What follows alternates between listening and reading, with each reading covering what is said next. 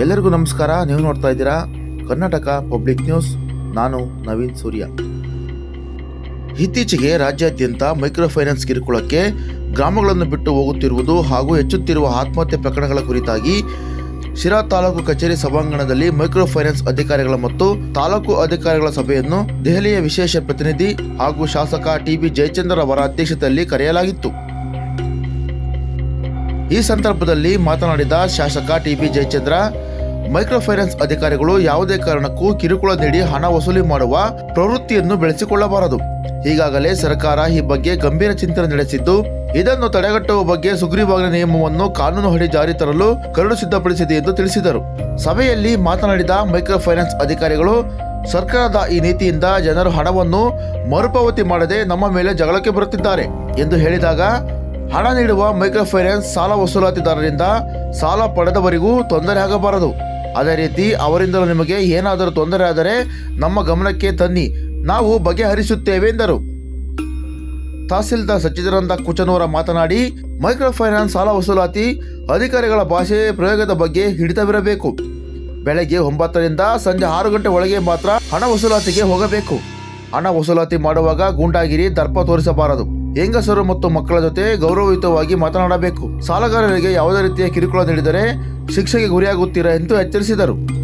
DYSP Shekhar ಮಾತನಾಡಿ, ನಿಮ್ಮ micro finance ಕಂಪನಿಗಳಲ್ಲಿ ಕೆಲಸ ನಿರ್ವಹಿಸಿ ಏಕಾಏಕಿ ಕೆಲಸ ಬಿಟ್ಟವರ ಬಗ್ಗೆ ಜಾಗೃತಿಯಿಂದ ಇರಿ. ಕೆಲಸ ಬಿಟ್ಟ ಬಳಿಕ ಅವರ ಸಂಪೂರ್ಣ ಮಾಹಿತಿಯನ್ನು ಕಲೆ ಹಾಕಿ ಎಲ್ಲವನ್ನು ಕಾನೂನಿನ ರೀತಿ ಬಗೆಹರಿಸಿಕೊಂಡು ಬಳಿಕ ಕೆಲಸ ಬಿಟ್ಟವರ ಮಾಹಿತಿಯನ್ನು ಅವರ ಕುಟುಂಬಸ್ಥರಿಗೆ ತಿಳಿಸಿ. ಕಾರಣ, ಇತ್ತೀಚೆಗೆ ಕೆಜಿ ಟೆಂಪಲ್ನಲ್ಲಿ ನಡೆದ ಚೈನ್ ಸ್ನ್ಯಾಚಿಂಗ್ ಪ್ರಕರಣದಲ್ಲಿ ಪೊಲೀಸ್ ಅಧಿಕಾರಿಗಳು ಕಳ್ಳನನ್ನು ಬಂಧಿಸಿ ತನಿಖೆ ನಡೆಸುವ ವೇಳೆ ಕುಟುಂಬಸ್ಥರ ಬಳಿ ವಿಚಾರಿಸಿದಾಗ ಮೈಕ್ರೋ ಫೈನಾನ್ಸ್ ನಲ್ಲಿ ಕೆಲಸ ಮಾಡುತ್ತಿದ್ದಾನೆ ಎಂದು ಕುಟುಂಬಸ್ಥರು ತಿಳಿಸಿದ್ದು, ಬಳಿಕ ಮೈಕ್ರೋ ಫೈನಾನ್ಸ್ ಕಂಪನಿಯಲ್ಲಿ ಕೇಳಿದ ಸಂದರ್ಭ ಆತ ಅಲ್ಲಿ ಕೆಲಸ ಬಿಟ್ಟು 3ರಿಂದ 4 ತಿಂಗಳು ಆಗಿದೆ ಎನ್ನುವ ಮಾತು. RBI ಗೈಡ್ಲೈನ್ಸ್ ಪ್ರಕಾರ ಕೆಲಸ ನಿರ್ವಹಿಸಿ ಅದನ್ನು ಹೊರತುಪಡಿಸಿ ಬೇರೆ ವಿಧವಾದ ಮಾರ್ಗಸೂಚಿ ಹಿಡಿದರೆ ಕಾನೂನಿನ ಅಡಿಯಲ್ಲಿ ನಿಮ್ಮ ಕಂಪನಿ ಹಾಗೂ ಕೆಲಸಗಾರರ ಮೇಲೆ ಕಠಿಣ ಕ್ರಮ ತೆಗೆದುಕೊಳ್ಳಲಾಗುತ್ತದೆ ಎಂದು ತಿಳಿಸಿದರು. ಈ ಸಂದರ್ಭದಲ್ಲಿ ನಗರಸಭೆ ಅಧ್ಯಕ್ಷ ಜೀಶಾನ್ ಮೊಹಮ್ಮದ್, ಆಯುಕ್ತರಾದ ರುದ್ರೇಶ್, ಡಿವೈಎಸ್ಪಿ ಶೇಖರ್, ಕಾರ್ಯನಿರ್ವಹಣಾ ಅಧಿಕಾರಿ ಹರೀಶ್, ಬ್ಲಾಕ್ ಕಾಂಗ್ರೆಸ್ ಗ್ರಾಮೀಣ ಅಧ್ಯಕ್ಷ ನಟರಾಜ್ ಸೇರಿದಂತೆ ಮೈಕ್ರೋ ಫೈನಾನ್ಸ್ ಅಧಿಕಾರಿಗಳು ಉಪಸ್ಥಿತರಿದ್ದರು. ಆಮೇಲೆ ಜೊತೆಗೆ ಅವರು ಮೆಂಬರ್ ಕಮ್ಯುನಿಕೇಟ್ ಮಾಡ್ತಕ್ಕಂಥದ್ದು. ಇನ್ನೊಂದೇನು, ಯಾವುದೇ ಕಾರಣಕ್ಕೂ ಆ ಮೆಂಬರು ಮನೇಲಿ ಇಲ್ಲ ಅಂದ್ರೆ ಯಾವುದೇ ಕಾರಣಕ್ಕೂ ಆ ಮನೆ ಹತ್ರ ನಿಂತ್ಕೊಬಿಟ್ಟು, ಯಾರು ಲೋನ್ ತಗೊಂಡಿರ್ತಾರೋ ಅವ್ರು ಮಾತ್ರ ಇದ್ರೆ ಮಾತ್ರ ನೀವು ಮಾತಾಡಿ.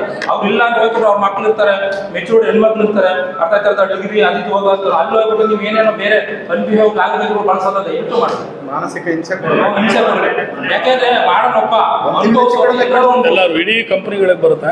ಸ್ವಲ್ಪ ಹೇರ್ ಕಟ್ ಅದೆಲ್ಲ ಹೇಳಿ ನಿಮ್ಮ ಹುಡುಗರಿಗೆ ಚಿತ್ರವಾಗಿ ಹೇರ್ ಕಟ್ ಮಾಡಿಸೋದು ಆ ಥರ ಎಲ್ಲ ಹೋಗೋದು ಕೇಳಿ. ಕಾನೂನು ಇರೋದು ಹಂಗೆ, ಮಾಹಿತಿ ಬಂದ ತಕ್ಷಣ FIR ಅಂದ್ರೆ ಫಸ್ಟ್ ಇನ್ಫಾರ್ಮೇಶನ್ ರಿಪೋರ್ಟ್ ಅಂತಾನೆ. ಮೊದಲ ಮಾಹಿತಿ, ಪ್ರಾಥಮಿಕ ಮಾಹಿತಿ ಬಂದ ತಕ್ಷಣ FIR ದಾಖಲಾಗ್ತದೆ. ಆಮೇಲೆ ಇನ್ವೆಸ್ಟಿಗೇಷನ್ ಮಾಡ್ತೀವಿ. ನೀವು ತಪ್ಪು ಮಾಡಿದ್ದೀವಿ ಅಂತ ಕಂಡು ಬಂದರೆ ಚಾರ್ಜ್ ಶೀಟ್ ಹಾಕ್ತೀವಿ. ಅದು ಎಷ್ಟೋ ಜನಕ್ಕೆ ನಾವು ಮೈಕ್ರೋ ಫೈನಾನ್ಸ್ ಬಿಟ್ಟಿದ್ದೀವಿ. ನಿಮ್ಮ ದಯಾನಂದ್ ಅವ್ರಿಗೆ ಗೊತ್ತು, DC ಮೇಡಮ್ ಮೀಟಿಂಗಲ್ಲಿ ಇದ್ರು, SP ಸಾಹೇಬರು ಕೂಡ ಇದ್ರು. ಅಲ್ಲಿ ಹೇಳಿದ್ದೀವಿ, FIR ಆಯಿತು ಅಂದ ತಕ್ಷಣ ನಿಮ್ದೇನು ತಪ್ಪಿಲ್ಲ ಅಂದ್ರೆ ನಾವು ಕೇಳಿದ ರೆಕಾರ್ಡ್ ಕೊಡಿ, ತಪ್ಪಿಲ್ಲ ಅಂತಂದ್ರೆ ತಪ್ಪಿಲ್ಲ, ಬಿ ರಿಪೋರ್ಟ್ ಹಾಕ್ತೀವಿ. ಆಯ್ತು, ನಿಮ್ದೇ ಪರ್ಸನಲ್ ಇದ್ದರೆ ನಾನು ಬಂದು ಭೇಟಿ ಮಾಡಿ ನಾನು ಮಾತಾಡಿ. ನಾವು ಯಾವ ಉದ್ದೇಶಕ್ಕೋಸ್ಕರ ಸಭೆ ಕರೆದಿದ್ದೀವಿ ಅಂತಕ್ಕಂಥದ್ದು ನಿಮ್ಗೆಲ್ರಿಗೂ ಅರ್ಥ ಆಗಿದೆ. ಇದೆಲ್ಲದ್ರೆ ಈ ಸಾಲ ವಸೂಲಿಗೆ ಹೋದಾಗ ಅಂಥ ಸಂದರ್ಭದಲ್ಲಿ ಆತ್ಮಹತ್ಯೆಗಳಾಗಿರ್ತಕ್ಕಂಥದ್ದು, ಪ್ರಾಣಕ್ಕೆ ಹಾನಿಯಾಗಿರ್ತಕ್ಕಂಥದ್ದು, ಇದೆಲ್ಲದೂ ಕೂಡ ಅವರ ಪ್ರಾಣ ಹಾನಿ ಆಗೋದಕ್ಕೆ ಪ್ರಚೋದನೆ ಆಗ್ತಾ ಇರ್ತಕ್ಕಂಥದ್ದು. ಇದನ್ನೆಲ್ಲ ನೋಡಿದ ಹಿನ್ನೆಲೆಯಲ್ಲಿ ಇವತ್ತು ಸರ್ಕಾರ ಒಂದು ನಿರ್ಧಾರ ತಗೊಂಡಿದೆ. ಅಂದರೆ ಇದನ್ನು ಯಾವುದೇ ರೀತಿಯಲ್ಲೂ ಕೂಡ ಯಾರು ಮನಿ ಲೆಂಡರ್ಸ್ ಇರ್ತಾರೆ, ಮನಿ ರಿಸೀವರ್ಸ್ ಇರ್ತಾರಲ್ಲ, ಅವ್ರಿಗೂ ಕೂಡ ಒಂದು ರಕ್ಷಣೆ ಕೊಡಬೇಕು ಅಂತೇಳಿ.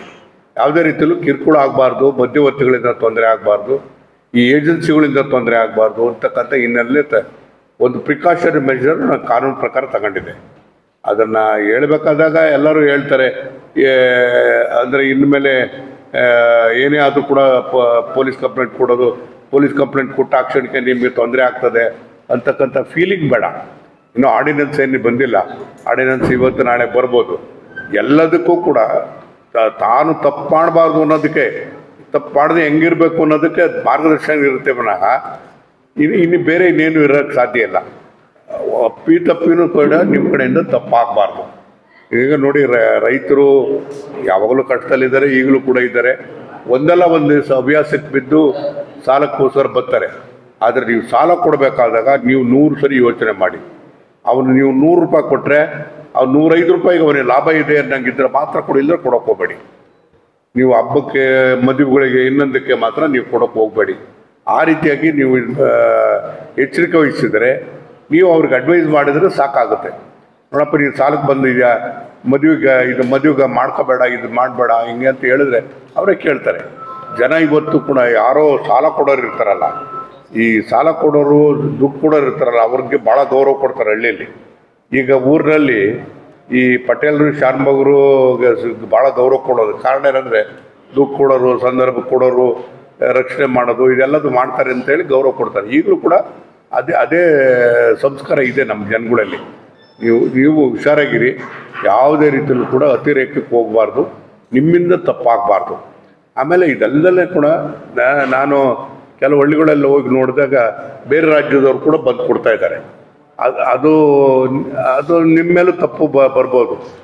ಏನಾರು ನಿಮ್ಮ ಅತಿರೇಕಕ್ಕಾಗಿ ಇನ್ನೊಂದು ಆದರೆ ಸಂದರ್ಭಕ್ಕೆ ತಹಸೀಲ್ದಾರ್ ಇರ್ತಾರೆ, DYSP ಇರ್ತಾರೆ, ನಾನಿರ್ತೀನಿ.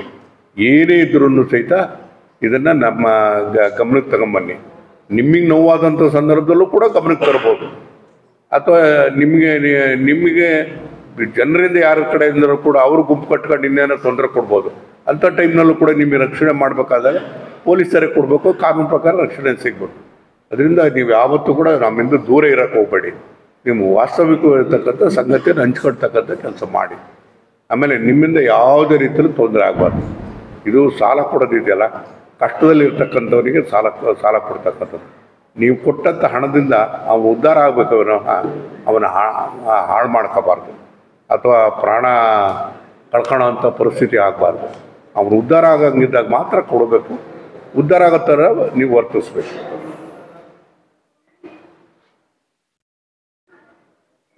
ಸರಿ, ನೋಡೋಣ. ಆರ್ಡಿನೆನ್ಸ್ ಬರಲಿ, ಬಂದ ಮೇಲೆ ಇನ್ನೊಂದು ಸರಿ ಭೇಟಿ ಮಾಡೋಣ. ಏನಾದ್ರು ಮತ್ತೆ ನ್ಯಾಷನಲ್ ಬ್ಯಾಂಕು ನಿಮ್ಮನ್ನೆಲ್ಲ ಕರೆದು ಇನ್ನೊಂದು ಜಾಯಿಂಟ್ ಮೀಟಿಂಗ್ ಮಾಡೋಣ ಅಂತ ಸರ್. ಆರ್ಡಿನೆನ್ಸ್ ಬಂದ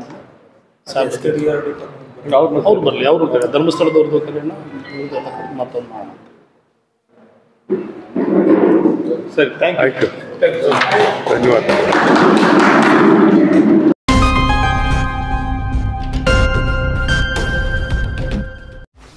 84ರಿಂದ 50 kg ಬಂದೆ. ಆಮೇಲೂ ಸಣ್ಣಗೆ ಫಿಟ್ ಆಗಿದ್ದೀನಿ. ಅದಕ್ಕೆ ನಾನು ಯೂಸ್ ಮಾಡ್ತಾ ಇರೋದು ಜೀನಿ ಸ್ಲಿಮ್. ಸಣ್ಣ ಆಗೋಕ್ಕೆ ಜೀನಿ ಸ್ಲಿಮ್ ಯೂಸ್ ಮಾಡಿದೆ, ಹೆಲ್ದಿನೂ ಅದೇ. ನೀವು ಸಣ್ಣ ಆಗಬೇಕಾ, ಹೆಲ್ದಿ ಆಗಬೇಕಾ? ಹಾಗಿದ್ರೆ ಜೀನಿ ಸ್ಲಿಮ್ ಯೂಸ್ ಮಾಡಿ. ಸಣ್ಣ ಆಗೋದಕ್ಕೆ ಯಾವುದೋ ಪ್ರಾಡಕ್ಟ್ ಹೇಳ್ತಾ ಇದ್ದಾಳೆ, ಏನಾದರೂ ಸೈಡ್ ಎಫೆಕ್ಟ್ಸ್ ಇದೆ ಅಂತ ಯೋಚನೆ ಮಾಡ್ತಾ ಇದ್ದೀರಾ? ಖಂಡಿತ ಇಲ್ಲ. ಯಾಕಂದರೆ ಇದು ಕೆಮಿಕಲ್ ಫ್ರೀ. ಸಣ್ಣ ಆಗಬೇಕು ಅಂದರೆ ಜೀನಿ ಸ್ಲಿಮ್ ಯೂಸ್ ಮಾಡಿ. ಹೆಚ್ಚಿನ ಮಾಹಿತಿಗೆ ಕೆಳಗೆ ಡಿಸ್ಪ್ಲೇ ಆಗ್ತಿರೋ ನಂಬರ್ಗೆ ಕಾಲ್ ಮಾಡಿ.